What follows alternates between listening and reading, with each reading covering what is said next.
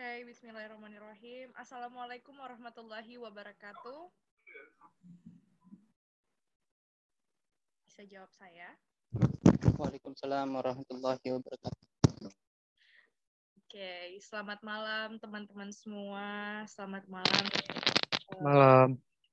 Dari Kakak Mandar Goes Abroad dan pemateri kita yang sudah hadir, Kak Emma Hadiana Cahyani.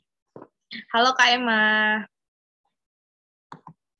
Halo Kak Nabila. Hai. Nah, sebentar kita bakal sharing-sharing ya Kak tentang Fulbright.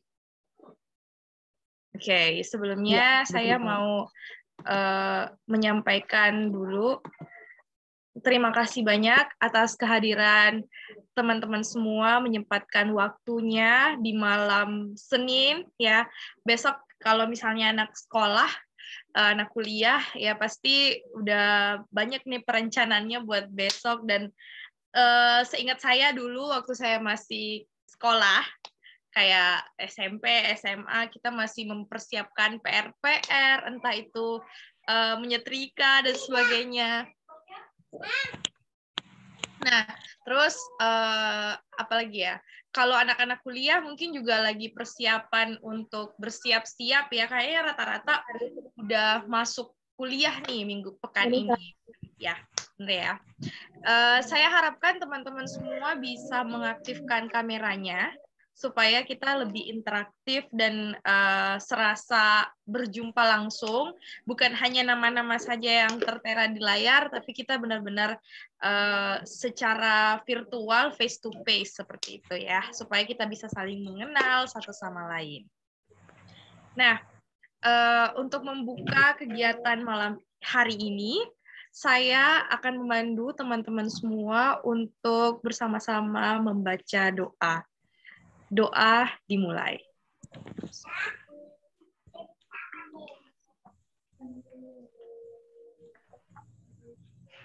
Amin, amin, amin. Semoga pada malam hari ini acara bisa berlangsung dengan lancar dan tanpa ada kendala yang berarti. Amin, amin. Amin ya Rabbal Alamin. Nah, teman-teman semua, izinkan saya memperkenalkan diri terlebih dahulu. Saya Nabila Haruna, merupakan alumni dari Universitas Negeri Malang, program studi S1 Bahasa dan Sastra Inggris yang kemarin lulus di tahun 2020. Jadi saya lulusan Corona, wisudanya online, dan saya pernah berdoa semoga yang lain tidak merasakan apa yang saya rasakan. Dan ya, alhamdulillah sekarang sudah 50-50%, ada yang virtual, ada yang offline ya.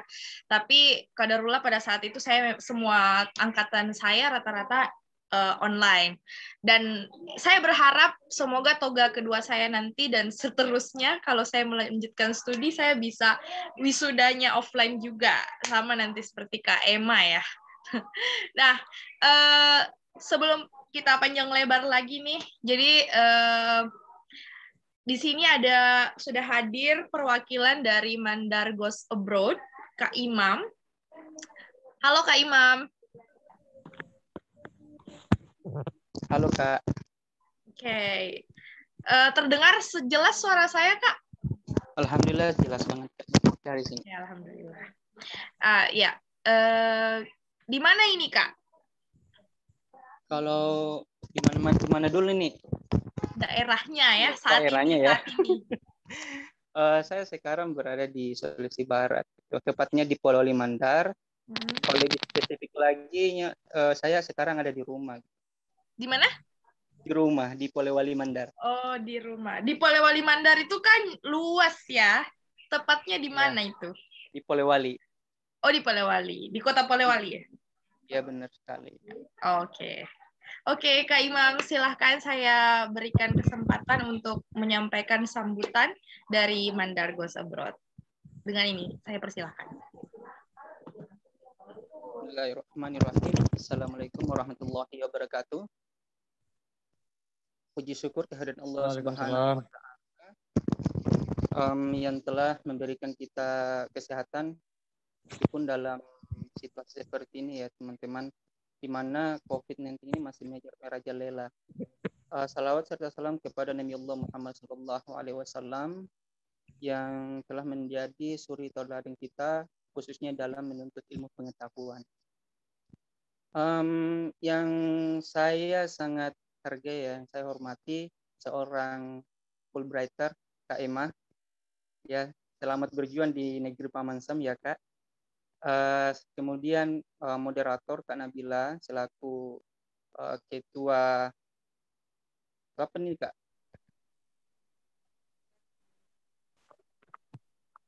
Award di beasiswa unggulan Mandar Kak. Oh iya, award di beasiswa unggulan Sulawesi Barat ya. Beserta teman-teman yang satu session pada malam hari ini yang terlihat oleh ruang virtual. Di sini saya tidak akan bicara panjang lebar ya teman-teman, cuman secara garis besar aja terkait Mandar Ghost Abroad itu seperti apa dan kenapa didirikan. Awalnya jujur saja Mandar Ghost Abroad ini didirikan berawal dari keresahan seorang awardee, yaitu Kak Sunarto Nasir. Dia sekarang menimba ilmu di negeri dua benua, yaitu Turki. Sekarang beliau mengambil atau fokus program studi manajemen pendidikan manajemen di Anadolu University, dan alhamdulillah tahun ini merupakan tahun terakhir beliau menimba ilmu di sana. Nah, awalnya beliau menginjakkan kaki di Turki itu dia merasa bahwa kenapa kebanyakan awardee itu berasal dari Pulau Jawa gitu ya. Tidak, sangat minim teman-teman yang berasal dari Sulawesi Tengah, maksud saya Indonesia Tengah dan Indonesia Timur gitu.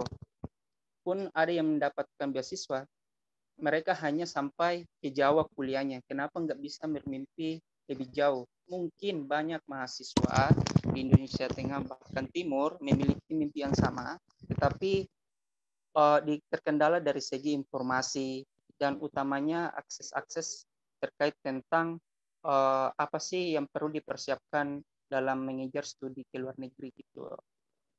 Nah, MGA ini didirikan pada tahun 2019 dan alhamdulillah di waktu yang sama saya pun terlibat sebagai salah satu tim di dalamnya.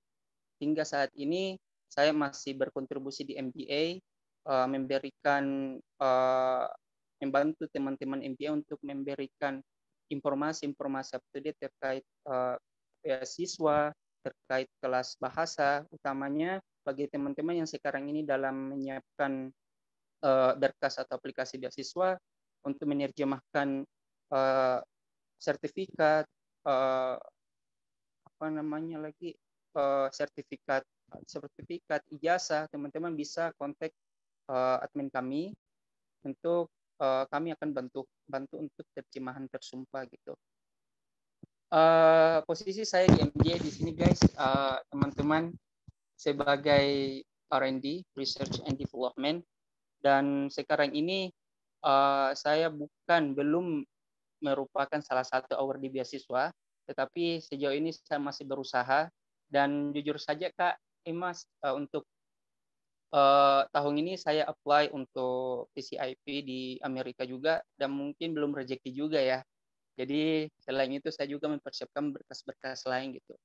Intinya Mandar Ghost Abroad ini memberikan informasi kepada teman-teman, tidak hanya sekedar memberikan informasi juga sih, tetapi juga membentuk zona visi yang sama, sehingga teman-teman yang nantinya yang tadinya apa ya minatnya ya apa sih istilahnya lupa ya, semangatnya dalam mengejar beasiswa itu bisa ditopang sama teman-teman yang lain gitu. Nah, Mandar ini diambil dari kata salah satu suku di Sulawesi Barat. Di Sulawesi Barat itu ada beberapa suku, sih, Toraja, Bugis, Mandar, bahkan Jawa ada. Hanya saja yang mendominasi di sini adalah suku Mandar gitu. Kalau di Sulawesi Selatan ada suku terbesar yaitu Turki, yaitu Bugis. Kalau di Sulawesi Barat ada Mandar gitu. Tetapi kita tidak bukan berarti memprioritaskan teman-teman yang ada di Sulawesi Barat untuk memperoleh informasi up to date, tetapi juga kami juga merangkul teman-teman secara eksklusif ya dalam hal ini secara nasional.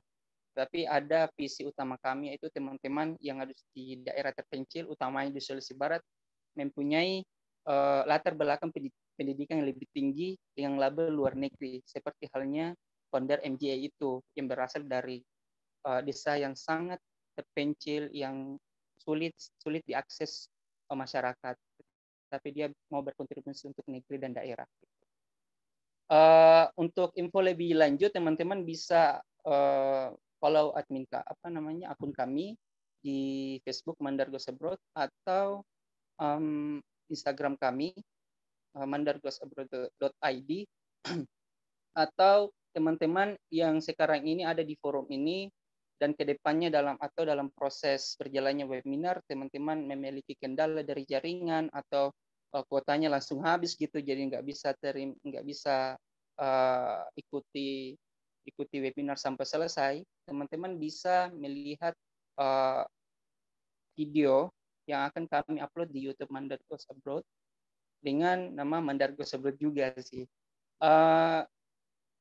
Terakhir, semoga teman-teman yang ada di forum ini sevisi dengan kami, sevisi dengan Kak Emma khususnya yang sekarang ini menimba ilmu di negeri Paman Sam, sehingga kita bisa berkontribusi lebih terhadap negeri kita sendiri, Indonesia khususnya daerah kita sendiri. Saya kira hanya itu Kak Mila. Kak Nabila, terima kasih. Assalamualaikum warahmatullahi wabarakatuh. Waalaikumsalam.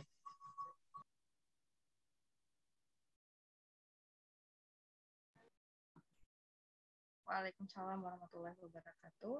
Terima kasih untuk Kak Imam atas sambutannya. Mungkin ada salam nggak Kak dari Kak Sunarto?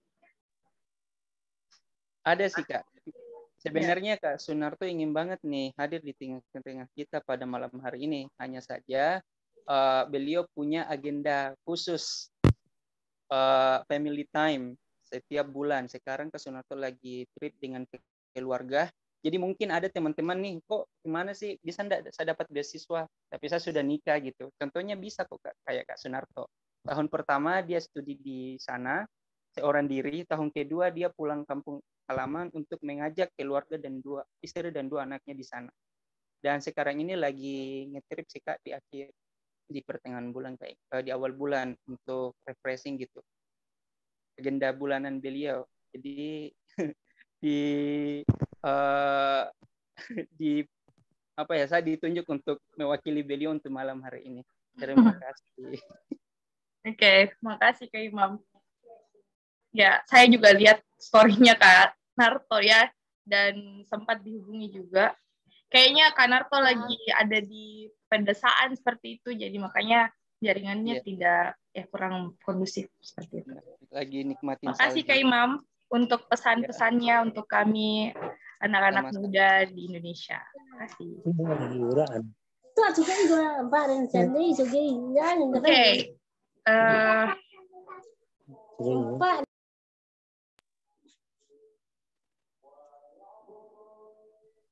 Oke, baik. Karena kita sudah berbincang, mendengarkan pesan-pesan dari Kak Imam selaku bagian dari Mandar Goes Abroad, sekarang kita akan menyambut pemateri kita, yaitu Kak Emma. Tunggu sebentar, saya baca ini dulu ya. Kak Emma Hadiana Cahyani. Halo Kak Emma. Halo Kak Emma. Di Kak Nabila.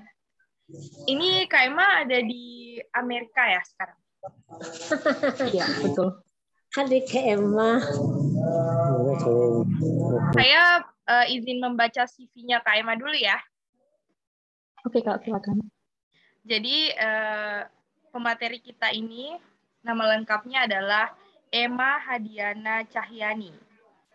Latar belakang pendidikan, sarjana pendidikan program studi pendidikan bahasa Inggris, Universitas Sanata Dharma Yogyakarta, dari tahun 2013 sampai 2017 dengan IPK cum laude.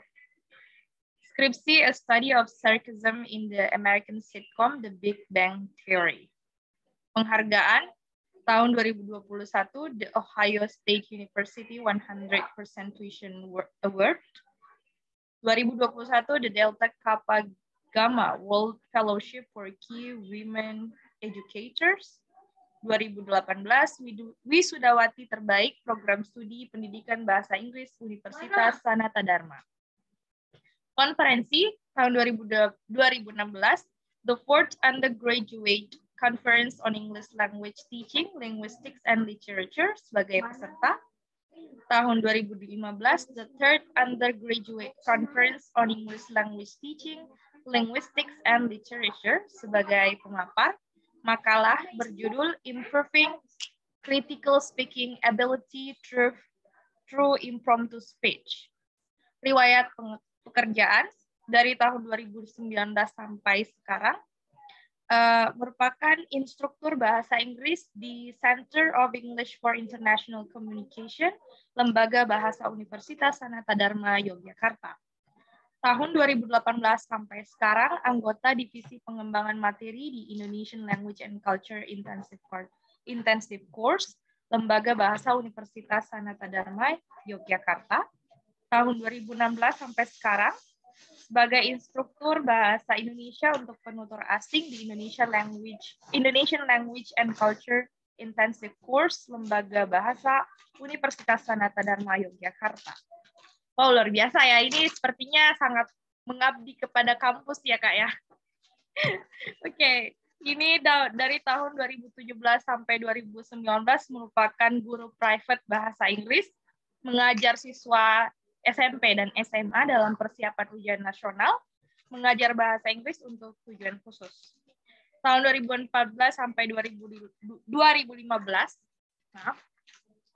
mengajar bahasa Inggris kepada siswa SMP dalam persiapan ujian nasional di Delta Educasia Learning Center. Nah, KMA ini juga memiliki beberapa publikasi. Yang pertama, A Study of Sarcasm in an American Sitcom, The Big Bang Theory, unpublished undergraduate thesis, Sanata Dharma University, tahun 2017, ini skripsinya Kak Emma. Kemudian ada juga di tahun 2015, Improving Critical Speaking Ability Through Impromptu Speech, in Prawinanto, Proceedings the Third Undergraduate Conference on ELT, Linguistics and Literature. Nah, beliau juga memiliki lokakarya. Yang pertama di tahun 2018, lokakarya level 2 untuk instruktur bahasa Indonesia. Kemudian di 2018 juga ada yang diadakan oleh United States Indonesian Society, dan 2019 diadakan oleh Islamic University of Indonesia.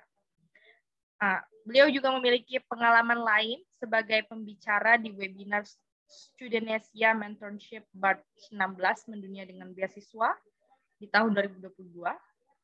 Kemudian sebagai pembicara di webinar EditPoll yang diadakan oleh BMIPB ex PPI Dunia, bekerja sama dengan PPI Dunia. Kemudian menjadi pembicara di webinar After Campus Series, dan masih banyak lagi. Jadi KMA ini sudah banyak melanglang buana ya Kak, secara virtual dan offline, betul ya Kak? Oke, Kak Emma. Sudah siap Kak dengan PPT-nya?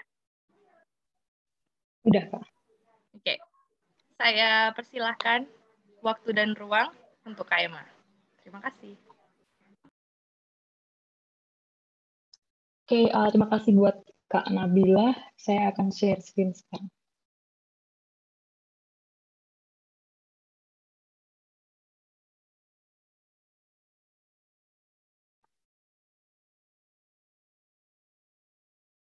Oke, sudah bisa dilihat ya, Kak Nabila.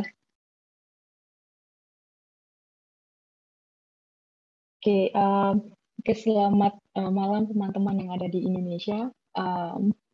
Semoga semua kabarnya baik dan juga sehat. Dan saya mau mengucapkan terima kasih juga kepada Mandargo Squad yang sudah mengundang saya kali ini untuk berbicara tentang pengalaman saya untuk melamar beasiswa Fulbright dan juga uh, pengalaman saya selama kuliah di Amerika.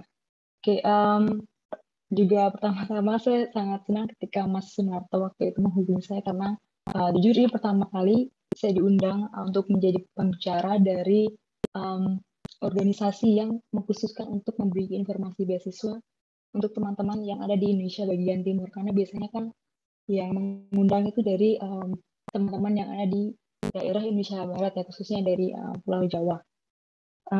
Jadi semoga paparan saya kali ini bisa membantu teman-teman yang ada di Indonesia bagian timur khususnya supaya lebih termotivasi dan lebih tahu gimana sih caranya bisa apply beasiswa Fulbright dan gimana caranya bisa lolos.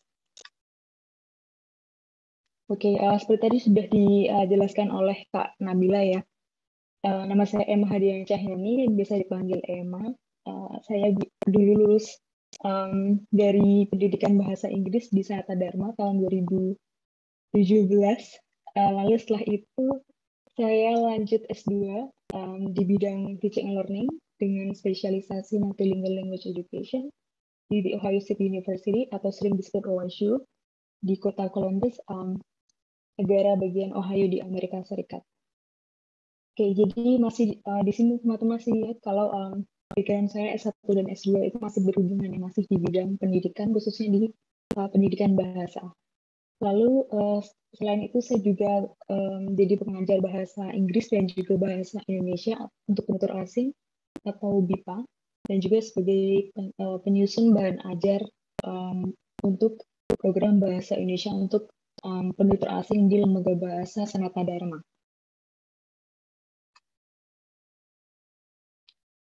Oke, sebentar.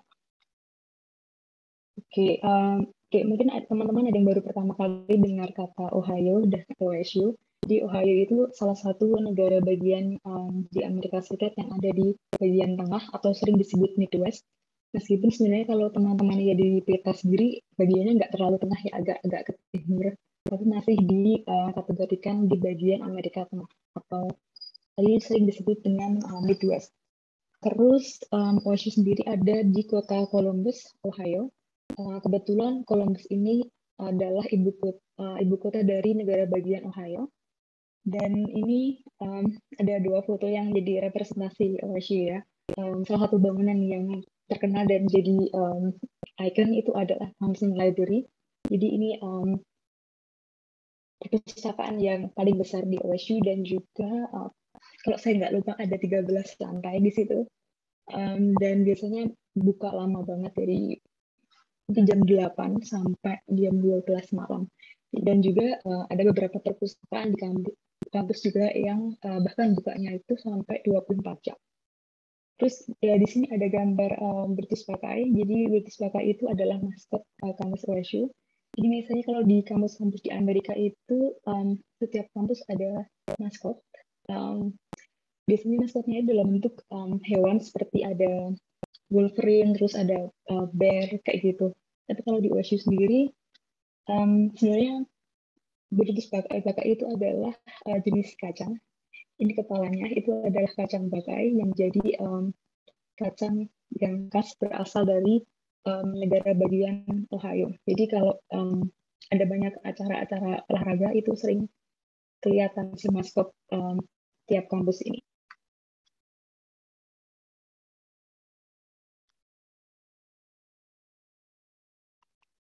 Oke, kenapa Amerika sih? Mungkin teman-teman banyak bertanya atau juga mungkin dari teman-teman sendiri sudah ada alasan khusus kenapa mungkin ke Amerika. Kalau dari saya sendiri sebenarnya awalnya satu karena mimpi ya, karena dulu pernah ketika belajar bahasa Inggris sendiri nonton film Amerika, terus habis itu ketika melihat di situ banyak setting yang di sekolah, terus waktu SMA waktu itu penasaran gimana sih rasanya sekolah di Amerika. Dan waktu itu sebenarnya pernah apply buat student exchange namanya AFS, tapi sayangnya waktu itu belum rezekinya, jadi belum lolos. Dan sampai sekarang untungnya sampai proses pendaftaran Fulbright itu masih semangat buat lanjut kuliah di Amerika. Oke, sebenarnya banyak alasan ya teman-teman di sini kenapa sih pilih Amerika, dari alasan-alasan yang akademik maupun non akademik ya, seperti jalan-jalan contohnya. Tapi kalau dari saya sendiri, dari sisi akademik saya paling suka karena ada program atau jurusan yang nggak ada di Indonesia seperti jurusan saya, namanya Multilingual Language Education. Jadi di program ini itu nggak cuma guru-guru bahasa Inggris atau yang mau jadi guru bahasa Inggris, tapi juga guru-guru bahasa lain seperti bahasa Prancis, Mandarin, terus Spanyol. Jadi background-nya itu lebih kaya gitu. Jadi nggak satu jenis. Terus juga kurikulumnya itu fleksibel karena bisa pilih mata kuliah yang nggak cuma ada di satu jurusan, tapi juga bisa ambil di jurusan lain yang ada di departemen yang sama atau juga bahkan di departemen atau fakultas yang berbeda. Habis itu juga ini negara dan kelas yang multikultural. Jadi karena teman-teman tahu sendiri kalau banyak orang datang ke Amerika dengan background yang berbeda. Jadi ketika kalian ada di kelas itu background itu macam-macam. Jadi nggak cuma ketemu sama mahasiswa dari Amerika, tapi juga dari negara-negara lain. Seperti itu.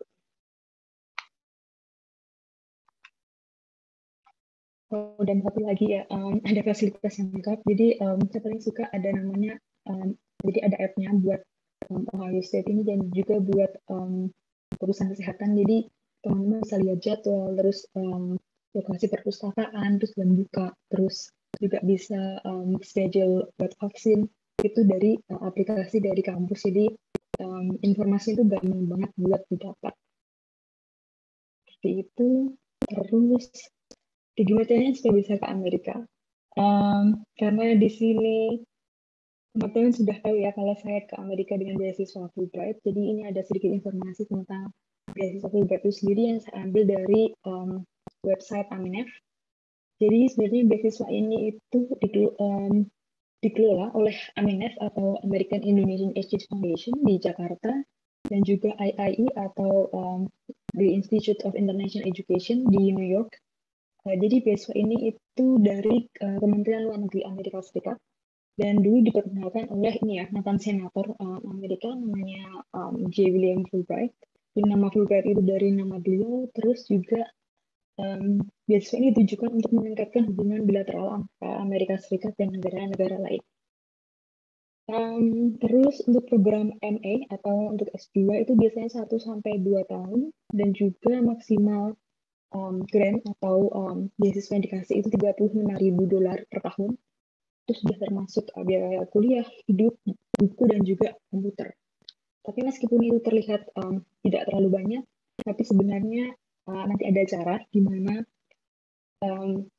uang kuliah teman-teman dan juga biaya hidup teman-teman itu bisa tetap di-cover dan teman-teman tetap bisa kuliah di sini.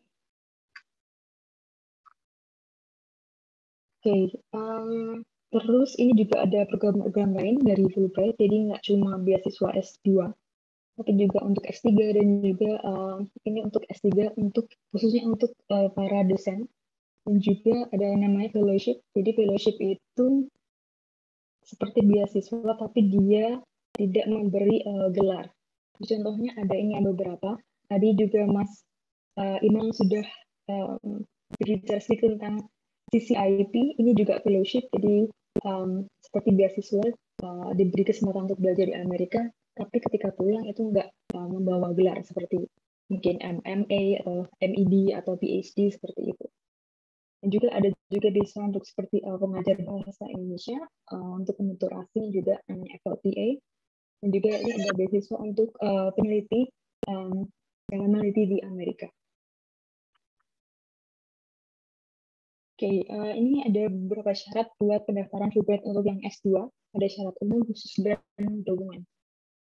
Kalau untuk yang umum sendiri, ada poin 7 dan 8 yang saya ingin garis bawahi. Jadi kalau teman-teman mau daftar Fulbright itu teman-teman tidak boleh sedang menempuh studi atau sudah meraih gelar S2. Jadi kalau udah S2 mau ambil beasiswa S2 lagi dari Fulbright itu nggak bisa. Jadi harus yang belum S2 dan juga tidak sedang menerima beasiswa lain.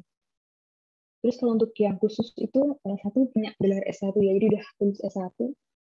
Terus IPK-nya minimal 3 dari 4, TOEFL ITP-nya minimal 550 atau IELTS setara 6,5. Terus untuk yang dokumen ada cukup banyak ya di sini teman-teman. Tapi poin 1 dan 2 itu ada 2 dokumen yang berperan besar supaya bisa meloloskan teman-teman dari tahap seleksi dokumen ke seleksi wawancara. Nanti kita akan bicara tentang 2 dokumen ini lebih lanjut lagi. Terus juga ada ini bibliografi hasil tulisan, jadi ada daftar. Teman-teman udah pernah nulis apa aja termasuk skripsi, makalah, atau jurnal.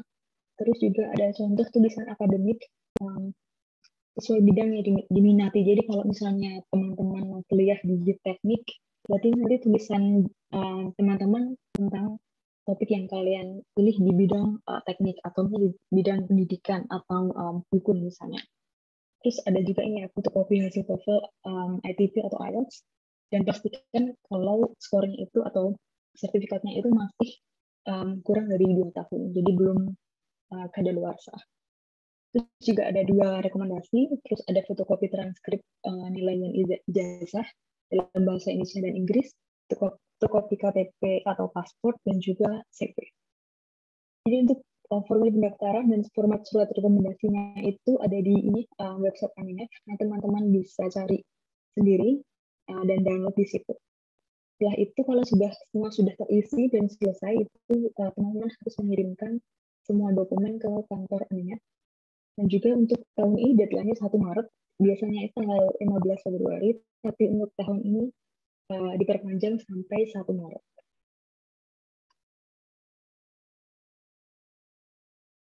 Oke, ini tahap seleksi angkatan saya, Februari 2021. Jadi kalau di total ada sekitar 1,5 tahun, mulai dari seleksi dokumen sampai keberangkatan ke Amerika. Tapi yang paling penting di sini sebenarnya tahap 1 dan 2, seleksi dokumen dan juga wawancara, karena itu yang bisa membuat teman-teman lolos beasiswa ini. Kalau udah lolos 1 dan 2 itu yang misalnya sebenarnya tinggal mengikuti. Pokoknya kalau 1 dan 2 udah lolos, yang tahap yang lainnya itu sebenarnya bisa apa ya, istilahnya kayak lebih mudah sebenarnya kayak gitu. Oke, jadi kalau setelah dari wawancara nanti akan ada namanya prinsipal atau alternate candidate. Jadi ada yang jadi prinsipal atau kandidat utama dan juga kandidat alternate atau cadangan.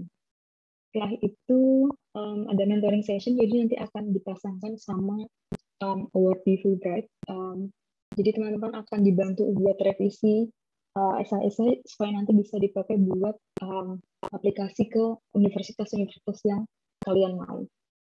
Terus ada tes TOEFL IBT dan GRE atau GMAT. Jadi GRE atau GMAT itu buat mendaftar S2 dan S3 di Amerika. Terus habis itu kalau misalnya skornya TOEFL atau GRE atau GMAT itu tadi yang kurang bagus, nanti teman-teman akan kasih namanya Kaplan Test Preparation selama 1 bulan, dan itu gratis, dibiayai oleh Fulbright. Terus juga setelah itu kalau semua tesnya udah beres, nanti teman-teman diminta untuk memberikan submission plan, itu terdiri dari 4 pilihan universitas. Terus habis itu ini ya, penerimaan universitas. Habis itu kalau sudah memilih universitas mana yang mau dituju, teman-teman diminta untuk mengurus dokumen keberangkatan seperti ada medical record, terus vaksinasi, dan juga visa. Terus sebelum berangkat, teman-teman akan diberi namanya pre-departure orientation, jadi akan diberitahu apa yang harus disiapkan sebelum mulai belajar di Amerika. Dan juga ada namanya pre-academic training atau gateway orientation, itu biasanya kalian akan diminta buat ikut seperti kursus selama 1 bulan, karena masih pandemi. Jadi waktu itu saya ikut kursus itu 1 bulan online. Tapi sebenarnya kalau misalnya nggak pandemi, sebenarnya akan pergi ke New York selama 1 bulan dan tinggal di sana buat mengikuti pre-academic training. Jadi kalau misalnya tahun depan situasinya sudah membaik, kemungkinan bisa pre-academic training di Amerika selama 1 bulan sebelum kuliah mulai.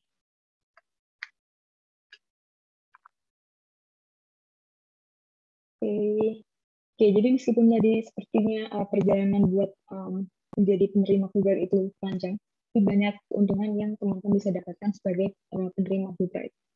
Jadi yang pertama itu ada jaringan Fulbrighters dari seluruh dunia. Jadi nanti teman-teman akan mendapatkan akses ke website ini.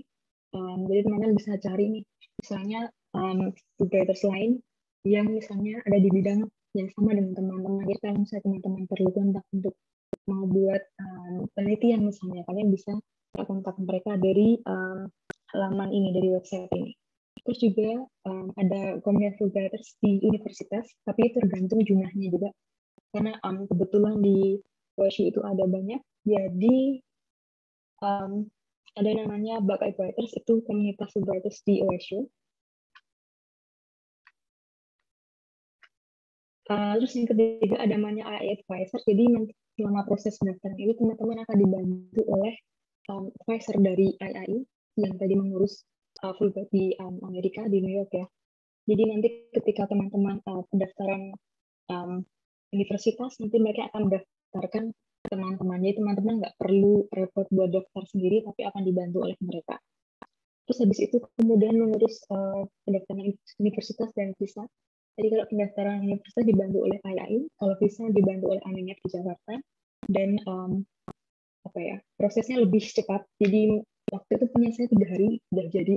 Jadi nggak perlu nunggu lama, dan biasanya visanya akan lebih cepat jadi dan lebih mudah untuk Fulbright. Terus habis itu ada co-sharing lalu tambahan beasiswa dari universitas dan juga dari organisasi lain. Nah, tadi misalnya 35.000 itu kurang buat membayar kuliah dan biaya hidup, nanti IAI akan bantuin teman-teman untuk gimana caranya cari beasiswa tambahan dari universitas atau juga dari organisasi lain. Contohnya punya saya itu diberi beasiswa lain dari universitas dan juga dari organisasi lain supaya bisa menutup kekurangan beasiswa saya. Karena tanpa bantuan beasiswa dari universitas dan dari organisasi lain, sebenarnya grant dari Fulbright itu nggak cukup buat kuliah dan biaya hidup. Oke, ada sedikit cerita ya buat pengalaman di sini. Jadi ada yang pengalaman yang menyenangkan dan mungkin kurang menyenangkan. Yang menyenangkan menurut saya adalah dosennya itu memperhatikan kesehatan mental mahasiswa. Jadi bahkan di silabusnya itu dosen sudah mengatakan kalau misalnya kita kuliah teman-teman merasa sedang nggak merasa baik karena mungkin ada masalah di keluarga atau masalah pribadi, itu bisa izin ke dosennya dan mereka akan mengerti itu asalkan ada alasan yang logis kenapa kalian nggak bisa ikut kelas gitu.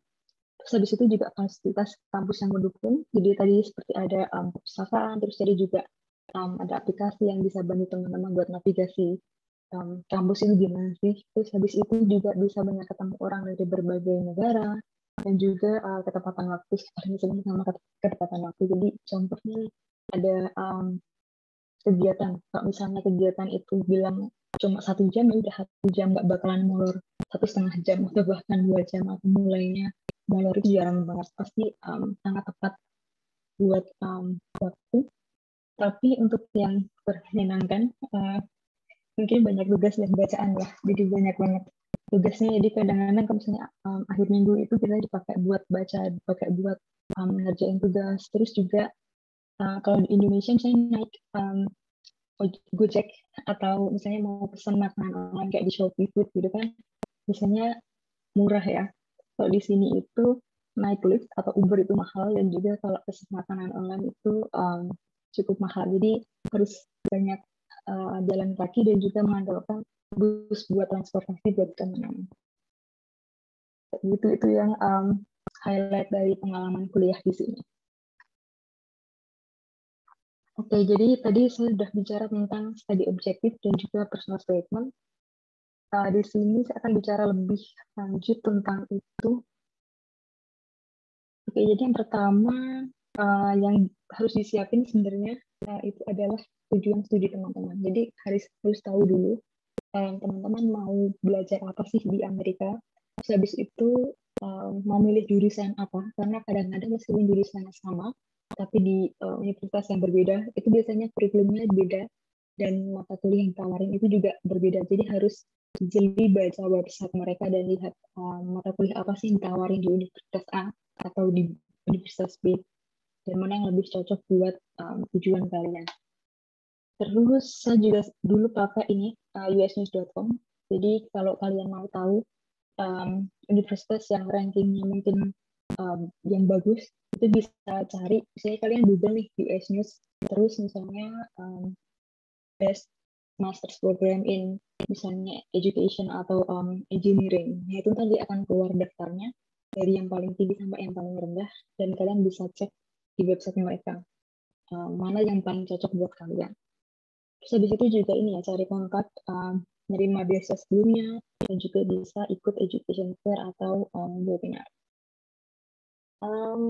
Ya jadi intinya jangan malu-malu buat tanya dan minta informasi lebih lanjut kalau kalian tertarik buat daftar Fulbright ini ke penerima beasiswa sebelumnya. Terus juga ini ya, buat jadi objektif itu sebenarnya adalah seperti esai yang menjelaskan tujuan kalian belajar itu mau belajar apa sih. Nah kalau yang ini ada 5 poin yang saya pakai buat template buat nyusun esai saya waktu itu. Yang pertama saya jelasin nih latar belakang pendidikan atau pekerjaan kalau misalnya udah ada pengalaman di kerja. Jadi waktu itu saya highlight ya, kalau misalnya saya S1-nya di pendidikan bahasa Inggris, habis itu saya ngajar bahasa Inggris dan juga bahasa Indonesia untuk penutur asing, dan saya jelasin nih perbedaannya apa sih ngajar bahasa Inggris sama bahasa Indonesia dan tantangannya apa. Nah setelah itu di bagian selanjutnya saya jelasin nih tantangan yang saya hadapin apa, dan habis itu saya kaitin tantangan itu sama latar belakang saya dan juga dengan rencana studi. Gimana sih dengan kuliah ke Amerika ini saya bisa mengatasi tantangan ini, dan juga nanti setelah kembali ke Indonesia lagi, rencana apa sih yang teman-teman ingin lakuin buat mengatasi tantangan itu. Dan juga perlu di-highlight kalau rencana kalian itu masih apa ya, bisa membantu atau bisa kasih manfaat buat Indonesia dan juga Amerika sendiri. Jadi harus ada apa ya, timbal balik buat dua negara kayak gitu. Terus untuk yang personal statement itu sebenarnya kita hampir-hampir kayak tadi objektif, cuman yang ini lebih personal, lebih pribadi. Tadi kan mungkin lebih akademik, tapi kalau yang buat ini lebih personal. Jadi kalian bisa cerita ini diri kalian lebih dalam. Misalnya nih di sini yang pertama kalian bisa cerita tentang diri kalian sendiri atau latar belakang keluarga kalian. Waktu itu saya kasih satu paragraf pertama itu adalah sebagai hook atau sebagai pemancing. Jadi kalau orang baca tuh kayak ingin baca lagi gitu. Jadi waktu itu saya kasih paragraf pertama itu saya bilang kalau saya tuh ada tumbuh di keluarga pendidik, jadi banyak anggota keluarga saya jadi guru, tapi saya sendiri sebenarnya nggak mau jadi guru waktu itu karena jadi guru itu susah. Jadi waktu itu saya bilang saya nggak mau jadi guru. Terus habis itu saya jelasin nih apa sih pengalaman saya yang bikin saya akhirnya malah ingin terjun ke dunia pendidikan dan mau lanjut sekolah di bidang pendidikan lagi. Jadi waktu itu habis itu saya kaitin lagi nih motivasi personal saya. Di situ ceritain misalnya kayak tadi saya waktu belajar bahasa Inggris dari film, terus habis itu kayak tertarik sama Amerika. Terus habis itu juga ketika selama kuliah S1 dan juga selama kerja, itu apa sih hal-hal yang membuat saya jadi semakin tertarik buat lanjut di bidang pendidikan. Nah, itu saya ceritain di situ, jadi lebih personal, di situ lebih pribadi ya. Terus juga jangan lupa buat highlight hal unik tentang kalian. Misalnya kalau dari saya sendiri sih, tadi saya highlight apa sih yang membuat saya unik, misalnya misalnya saya tertarik sama Amerika itu udah lama misalnya, dan sampai sekarang saya semakin tertarik karena saya kuliah di pendidikan bahasa Inggris dan juga saya banyak ketemu orang Amerika selama ketika saya mengajar bahasa Indonesia. Nah, itu saya highlight di situ. Jadi, secara tidak langsung, saya bisa menunjukkan kalau apa ya, poin-poin dari tentang saya itu cocok dengan visi misi dari Fulbright yang tadi mau menjalin kerjasama atau hubungan bilateral dari Indonesia dan Amerika, kayak gitu. Dan juga yang terakhir adalah mengkaitkan sisi personal tadi yang udah kalian sebutin dengan rencana studi dan setelah selesai studi. Jadi personal statement dan study objektif itu harus berkaitan. Dan juga yang terakhir, kalau misalnya setelah lulus tahap administrasi, nanti akan ke tahap wawancara. Dan ini poin-poin yang harus teman-teman perhatikan. Jadi carilah tips tentang gimana sih cara lolos wawancara Fulbright dari menerima beasiswa sebelumnya, misalnya dari ikut webinar atau juga baca dari blog-blog mereka. Terus habis itu cari keunikan dari jurusan teman-teman tadi yang udah kalian tulis di study objektif. Terus habis itu juga literatur di bidang studi kalian. Jadi kalau misalnya kalian tadi misalnya mau lanjut pendidikan, berarti harus tahu nih misalnya apa sih isu-isu yang hangat di bidang pendidikan, atau misalnya ada apa ya, ahli di bidang kurikulum misalnya. Nah, itu biasanya akan ditanyain tentang hal-hal itu. Dan juga yang terakhir adalah jangan lupa latihan wawancara sama kalau lebih bagusnya sama yang udah pernah diterima di beasiswa Fulbright ini. Misalnya kalian bisa kontak award yang sebelumnya buat bantuin kalian latihan wawancara supaya ketika hari H teman-teman nggak terlalu merasa gugup ketika ditanya sama para panelis dan lebih siap kayak gitu. Oke. Dan yang terakhir, terima kasih buat teman-teman yang udah mau mendengarkan paparan saya. Ini ya, ada satu quote yang selalu saya pakai, if it's meant for you, it will come to you. Jadi intinya kalau misalnya beasiswa ini ada rezeki kalian, pasti kalian akan dapat pada akhirnya. Kayak gitu. Dan misalnya kalian masih mau tanya-tanya lagi atau misalnya mau tanya tentang saya bisa hubungi saya di email ini, bisa email, Facebook, atau Instagram. Oke, Kak Nabila, sudah itu saja dari saya. Terima kasih. Ya, terima kasih Kak Emma. Wah, luar biasa ya untuk pemaparannya. Sangat jelas dan daging semua ya Kak. Ini saya sudah catat beberapa hal. Oke, sebelum kita ke sesi Q&A bersama peserta yang hadir, mungkin saya juga mau nanya dong, boleh nggak Kak? Oke, silakan Kak. Oke. Kakak kan di pendidikan bahasa Inggris ya. Sejak rentang dari selesainya kakak kuliah dari 2017 ya, itu alasan kakak tidak langsung lanjut studi itu kenapa Kak, kalau boleh tahu? Oke, makasih buat pertanyaannya Kak Nabila. Sebenarnya jujur waktu itu karena emang saya mau kerja dulu, lanjutin kerja sih, karena waktu itu setahun sebelum lulus udah mulai ngajar di lembaga bahasa Sanata Dharma. Terus karena waktu itu saya pernah lihat ya, salah satu syarat buat daftar buat beasiswa itu adalah udah pernah kerja misalnya 2 tahun atau 3 tahun. Jadi waktu itu saya sambil cari pengalaman dulu buat bahan buat apply beasiswa. Dan juga waktu itu sebenarnya saya pernah daftar Fulbright juga pertama kali, dan waktu itu belum lolos, belum rezekinya. Waktu itu tahun 2019 untuk keberangkatan 2020, dan waktu itu memang belum lolos karena SIS-nya belum matang sebenarnya. Terus tahun 2020 coba lagi, dan puji Tuhan 2021 bisa berangkat ke Amerika. Jadi itu alasannya kenapa nggak bisa langsung, karena mau kerja dulu, tadi pengalaman, dan juga ada tadi belum rezekinya berangkat. Jadi persiapannya memang khusus untuk Fulbright atau beasiswa lain juga Kak? Sebenarnya waktu tahun lalu 2020 waktu mendaftar FUBA juga, saya juga ambil coba Australia Awards. Tapi emang yang Australia Awards kurang matang karena lebih prefer ke Fulbright sebenarnya. Jadi yang Australia Awards nggak lolos, tapi dapatnya Fulbright. Kayak gitu sih. Diperjuangkan di awal itu yang didapatkan ya Kak. Betul Oke, sekali. terima kasih Kak Emma. Ini sudah ada beberapa pertanyaan yang masuk.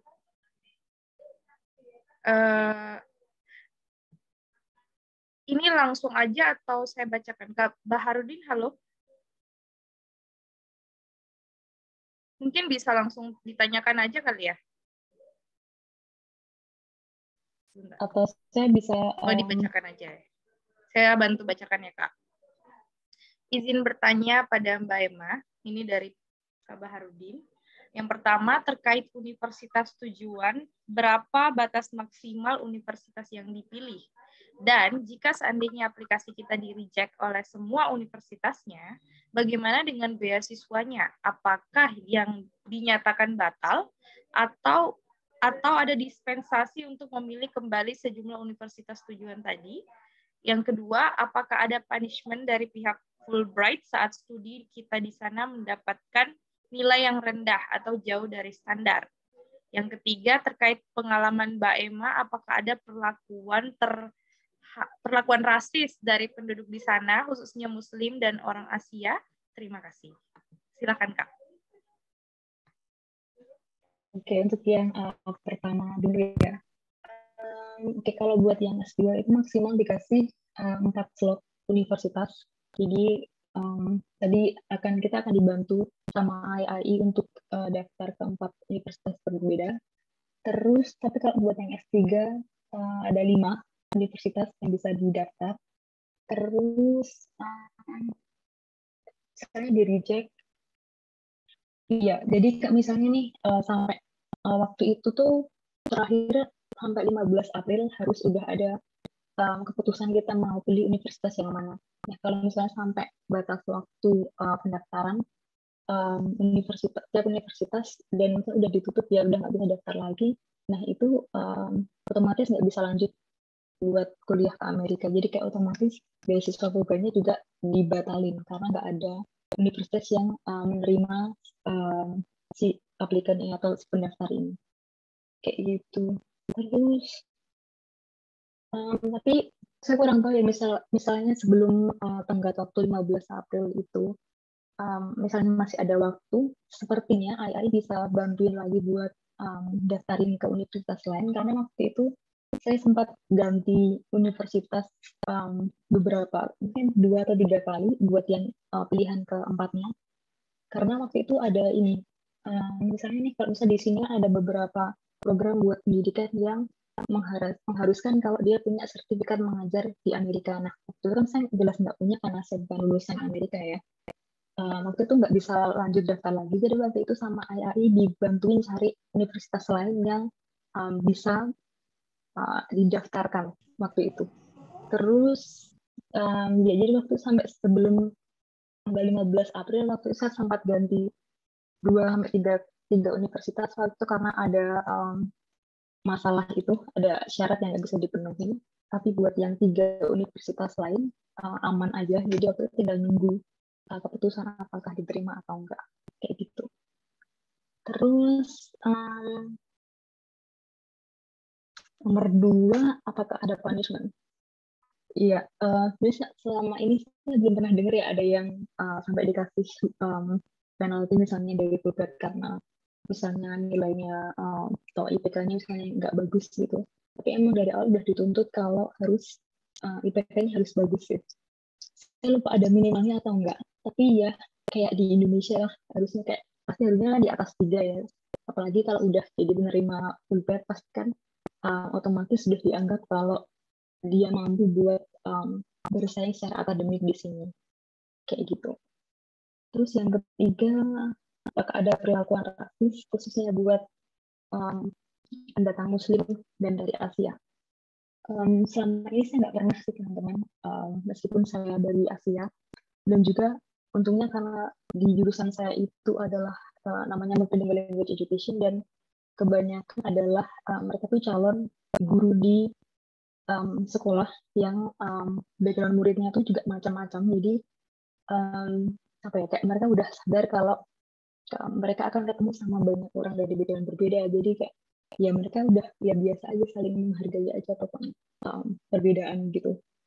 Terus juga buat yang muslim jangan takut juga, karena selama ini teman-teman, saya nggak pernah dengar ini sih kalau dari teman-teman apakah pernah menerima perlakuan yang kurang baik.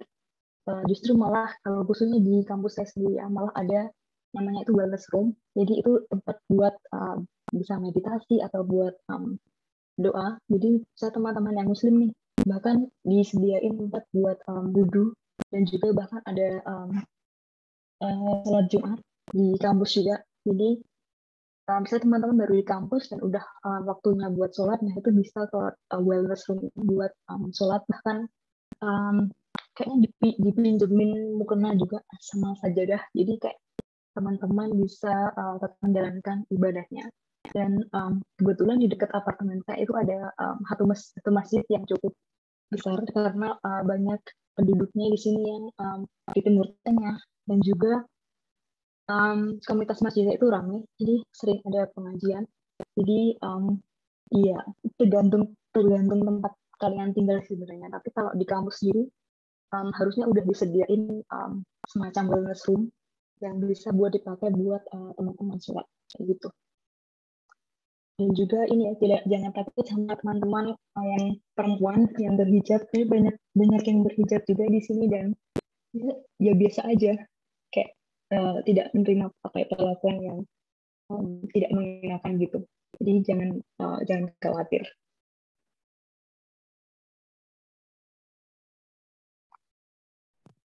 Oke, jadi tidak ada perlakuan yang rasis seperti di berita itu ya, Kak ya? Aman-aman aja ya di Ohio ya? Iya. Oke, itu tadi jawaban untuk Kak Baharudin. Oke, terima kasih Mbak Emma atas jawabannya, menarik sekali. Oke, sama-sama. Nah, sekarang kita lanjut nih, ada yang raise hand Kak Emma. Ada dari Kak Wahyu Pontianak. Silahkan Kak Wahyu. Ya, halo Kak Nabila, terima kasih atas kesempatannya. Kedengeran ya suaranya? Kedengaran. Oh ya, halo Kak Emma. Salam kenal, aku Wahyu dari Pontianak. Kita sama-sama alumni Sanata Dharma ya. Cuma aku lebih lama, lebih duluan lulus gitu.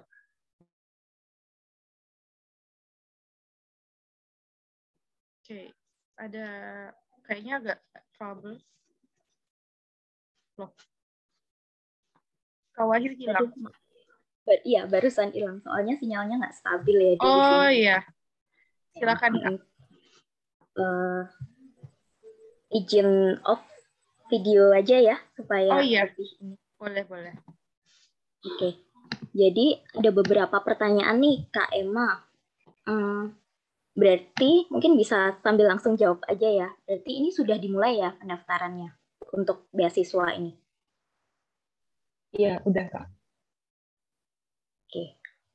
Tadi kan sempat disampaikan juga kalau akan dibantu gitu kan dalam proses pendaftaran kuliah, universitasnya. Berarti tidak harus mendapatkan LOE dulu ya?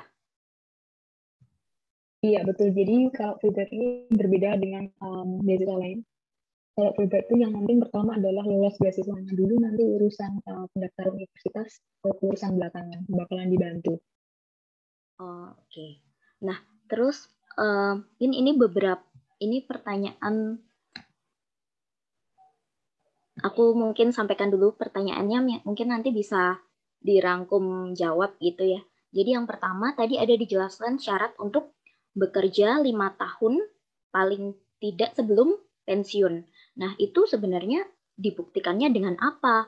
Dan pertanggungjawabannya ke siapa? Kalau 5 tahun sebelum pensiun tuh maksudnya bekerja di Indonesia atau untuk beasiswanya atau gimana gitu? Mungkin bisa dijelaskan lebih lanjut gitu kan. Terus juga buktinya apa gitu. Terus yang kedua, pertanyaannya, bukan pertanyaan sih, mungkin bisa Kak Emma ini sharing tentang ketika interview atau membuat esai gitu, rencana setelah studi itu apa gitu. Jadi mungkin bisa ada bayangan gitu. Mungkin setelah kembali ke Indonesia itu apa yang dilakukan gitu. Menurut pengalaman yang kemarin udah dilakukan gitu ketika apply beasiswa ini. Terus pertanyaan yang ketiga, yang terakhir itu apakah ada jalur khusus bagi awardee yang maksudnya calon pelamar beasiswa yang bekerja sebagai PNS untuk beasiswa Fulbright ini? Apakah ada jalur khusus atau apakah ada teman juga kemarin yang apply beasiswa ini yang sebelumnya bekerja sebagai PNS? Gitu aja sih Kak Emma. Makasih ya. Oke Kak Wahyu, makasih buat pertanyaannya ya. Saya langsung Silakan jawab Kak aja. Emma. Ada Oke. 3 pertanyaan lagi ya ternyata. Iya. Oke, kalau dari yang pertama tadi ya, 5 tahun sebelum pensiun, gimana buktiinnya? Sebenarnya nggak ada nggak ada kewajiban buat membuktikan kalau sebelum pensiun itu udah kerja 5 tahun setelah selesai studi sebenarnya. Dan iya, sebenarnya nggak, itu sebenarnya cuma syarat di itunya ya, di apa yang tertulis di websitenya mereka. Tapi sebenarnya kalau secara resmi sih kayaknya nggak ada permintaan buat membuktikan kayak udah kembali ke Indonesia ya, atau udah kerja 5 tahun sebelum pensiun. Tapi itu lebih ke ini sih, teman-teman apa ya, kayak istilahnya kayak mereka mengharapkan nggak, misalnya setelah udah selesai terus harusnya kan harapannya pasti kembali ke Indonesia ya buat mengabdikan ilmunya di masyarakat atau misalnya di tempat kerja atau di komunitas teman-teman. Jadi lebih ke itu sih, kayak gimana kita bertanggung jawab setelah selesai studi, gimana kita bisa mengabdikan ilmu yang udah kita dapat di tempat kita masing-masing. Sebenarnya lebih ke itu sih, yang ditekankan. Tapi juga banyak teman-teman yang misalnya udah selesai S2 nih, terus habis itu lanjut S3 karena dapat beasiswa dari kampus. Nah, itu juga ada, dan habis itu misalnya mereka baru balik setelah selesai S3, itu juga ada juga teman-teman. Jadi nggak harus kayak udah selesai S2 terus harus balik dulu, misalnya harus nunggu beberapa tahun lalu baru bisa lanjut S3 lagi. Ya nggak ada, yang teman-teman yang langsung lanjut S3 juga karena dapat beasiswa dari kampusnya juga ada, kayak gitu. Terus yang kedua, pengalaman tulis esai sama wawancara. Setelah kembali mau ngapain? Oke, kalau dari kasus saya sendiri sih, tadi kan saya di esainya sama di wawancara saya juga katakan kalau saya kan background-nya pengajar bahasa Inggris dan Indonesia, dan juga saya kebetulan ini ya ada di bagian pengembangan materi juga. Saya ceritain sih, kayak misalnya nih, saya ceritain tantangannya di misalnya pengembangan materi bahasa Indonesia. Nah, saya di sini jelasin nih, sebenarnya si BIPA ini, bahasa Indonesia penutur asing ini kan ada banyak potensi, banyak untuk perkenalkan Indonesia ke negara lainnya juga, gimana itu bisa jadi jembatan buat hubungan bilateral Indonesia dan negara lain, khususnya di sini konteksnya Amerika ya. Tapi saya jelasin kalau tantangannya adalah waktu itu kurikulumnya itu ada sih sebenarnya buku textbook dari Kemdikbud sebenarnya, tapi waktu itu tuh kesulitannya adalah karena kalau si BIPA ini tuh tergantung sama kliennya. Misalnya kliennya mintanya apa, mau belajar apa dan berapa lama. Nah, itu tantangan yang saya dan teman-teman di lembaga bahasa waktu itu hadapin. Jadi potensinya tuh ada bagus, tapi tantangannya juga cukup besar, yaitu di bidang pengembangan materi. Jadi waktu itu saya jelasin, saya mau setelah kembali dari studi di sini, saya mau aplikasikan gimana sih menyusun kurikulum yang bagus gimana, dan nantinya bisa dikaitkan dengan bahan ajar, terus juga pengajaran, kayak gitu. Jadi itu ya waktu saya highlight. Dan juga kalau dari divisi bahasa Inggrisnya waktu itu saya juga bilang kalau mungkin di Indonesia ketika belajar bahasa Inggris ini terlalu ini ya, apa ya, fokusnya misalnya kayak lebih ke grammar, kayak apa sih yang ditunggu selalu grammar, padahal misalnya belajar bahasa bisa lebih menyenangkan misalnya. Nah, waktu itu saya bilang kalau saya sih harapannya ketika kembali nanti bisa apa ya, ikut berkontribusi nih, misalnya kalau di textbooknya misalnya di tempat saya kerja misalnya bisa lebih misalnya lebih menarik misalnya, atau ketika mengajar saya bisa menunjukkan kok di Amerika tuh kayak gimana sih, jadi kayak nggak cuma mengajarkan bahasa tapi juga gimana mengkaitkan bahasa itu dengan budaya di negara yang pakai bahasa Inggris sebagai bahasa utamanya, misalnya seperti di Amerika kayak gitu sih. Terus yang ketiga, ada jalur khusus nggak buat PNS? Setahu saya nggak ada sih. Jadi semua sama aja. Ada teman saya juga yang dia udah PNS. Saya lupa kerja di bagian apa ya. Di pokoknya bagian pajak. Setelah itu ya dia nggak ada jalur khusus ketika daftar kuliah. Jadi semuanya sama aja. Mau PNS mau nggak PNS itu kesempatannya sama aja. Kayak gitu. Kayak buat Kak siapa ya tadi, Kak Wahyu, apakah Iya. udah menjawab pertanyaannya? Iya, makasih Kak Emma Jawab udah semua ya. menjawab, dan juga sebenarnya sekarang juga lagi kursus juga itu di lembaga bahasa, dan bener banget kayak kata Kak Emma tadi, di lembaga bahasa itu apa sesuai sesuai kebutuhan klien gitu ya. Jadi enggak apa ya, mereka ini sih cukup mempersiapkan dan memahami kebutuhan masing-masing klien seperti apa ya. Jadi lebih menceritakan atau rencana studi apa setelahnya gitu lebih berkaitan dengan pekerjaan yang dilakukan gitu ya. Iya, jadi sebenarnya ini teman-teman bisa di akademik, atau misalnya ini kalian kalau lebih berkecimpung di bagian penelitian, misalnya ketika kalian menulis penelitian itu, apa sih tantangan yang kalian lihat di hasil dari penelitian kalian, atau juga misalnya kalian lebih berkecimpung di tempat kerja, nah itu juga bisa mengangkat isu-isu atau tantangan yang ada di atau yang kalian hadapin di tempat kerja, itu juga bisa, atau bahkan keduanya itu lebih baik. Oh iya, dan sekembalinya setelah menerima beasiswa itu kembali Indonesia mungkin diharapkan buat inovasi gitu ya, atau sesuatu yang berbeda apa sih yang didapat dari sana gitu ya mungkin ya. Ya, paling enggak sebenarnya itu sih kayak mengikuti apa yang kita tulis di studi objektif tadi. Kayak misal, seperti yang udah saya sampaikan tadi, saya maunya itu keinginan saya. Nah, paling enggak memenuhi itu. Tapi kalau misalnya lebih dari itu sebenarnya juga lebih baik ya.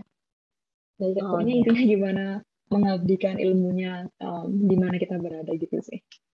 Oh iya, oke. Cukup menjawab. Makasih Kak Emma. Kasih Kak Sama-sama. Wahyu ya. Jadi kalau misalnya Kak Wahyu mau bincang-bincang lagi lebih lanjut, bisa hubungin Instagram atau sosial media yang sudah dicantumkan tadi ya oleh Kak Emma. Oke, makasih Kak Nabila. Oke. Ya. Oke, jadi saya mau ada mengakomodir satu pertanyaan lagi Kak, pertanyaan terakhir karena kita sudah waktunya sudah time out gitu ya. Kita kasih satu kesempatan lagi, ini ada di kolom chat dari Ananta Buana. Izin bertanya, dulu waktu wawancara, apakah kakak ditanya apa yang membuatmu yakin untuk dapat diterima dalam beasiswa ini? Nah, kakak jawab apa? Karena biasanya seseorang bingung dan kadang terjebak akan pertanyaan tersebut. Nah, silakan Kak Emma dijawab.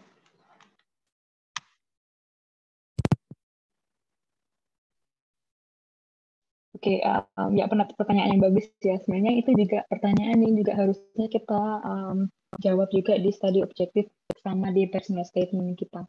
Jadi sebenarnya di esai-esai saya sebenarnya secara tidak langsung saya menjelaskan jawaban saya sama pertanyaan ini sih. Jadi seperti udah saya jelasin, kayak misalnya background saya pendidikannya ini, terus pekerjaannya ini, terus habis itu secara personal kenapa sih saya ingin ke Amerika, sudah jelasin ya apa yang buat saya tertarik. Nah sebenarnya dari situ itu udah jelasin kenapa saya harus atau kenapa saya yakin bakalan diterima. Pokoknya intinya dijelasin aja kenapa menurut kalian itu cocok buat visi misi Fulbright itu.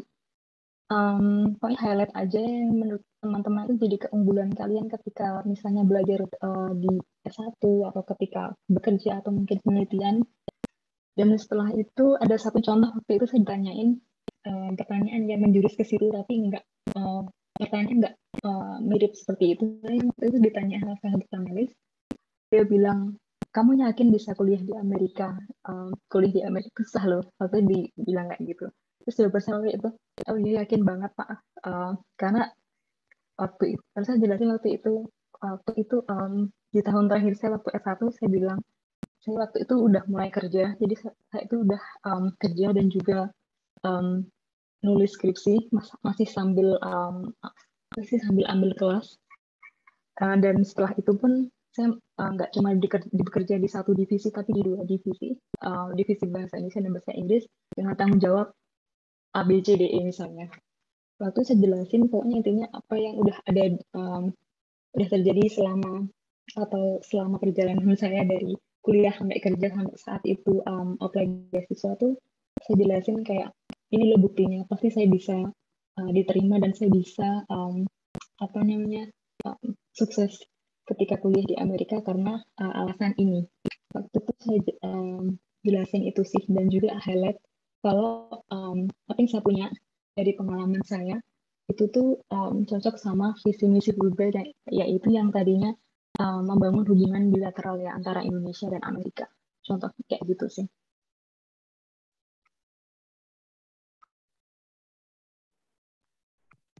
Kayak mau untuk jawabannya sebenarnya masih, saya yakin teman-teman yang lain juga masih banyak nih yang punya rasa penasaran yang tinggi terhadap beasiswa Fulbright.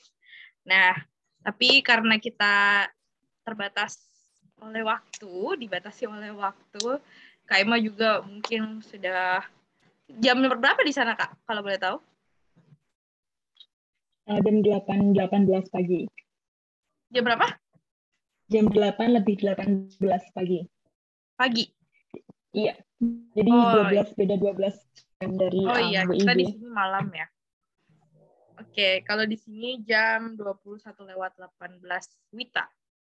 Nah, terima kasih banyak untuk Kak Emma atas pemaparan materinya yang luar biasa, yang membangkitkan semangat kita lagi yang mau berjuang untuk lanjut studi, baik yang mau lanjut S2 dan S3.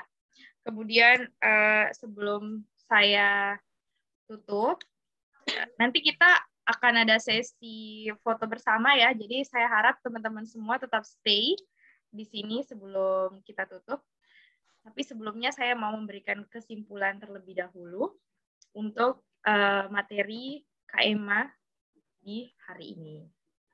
Oke, jadi teman-teman untuk mendapatkan beasiswa Fulbright itu yang pertama kita harus mempelajari beasiswanya juga, ya, cari tahu visi misinya seperti apa. Kemudian kita juga harus konfirmasi juga nih sama diri kita masing-masing, mengkonfirmasi ya, kayak lebih ke apa yang kita mau, kemudian kelebihan dan kekurangannya kita seperti apa, ya harus terkorelasi dengan baik seperti itu ya. Dan di sini juga saya mencatat beberapa hal penting. Yang pertama, kita tidak boleh punya gelar yang sama. Jadi kalau misalnya sudah S2, tidak boleh ambil S2 lagi di Amerika, ya berarti harus lanjut S3-nya. Tapi kalau belum, ya berarti masih bisa ya. Gitu, minimal memiliki gelar S1. Kemudian yang paling penting disiapkan adalah studi objektif dan personal statement. Memiliki skor ITP 550 atau IELTS setara 6,5. Dan deadline-nya untuk tahun ini 1 Maret 2022 dan bisa saja berubah ya. Nah, teman-teman, di sini ada beberapa stages yang akan dihadapi ketika apply beasiswa ini, mulai dari seleksinya hingga akhirnya dinyatakan lulus sampai ada orientasi di Amerika.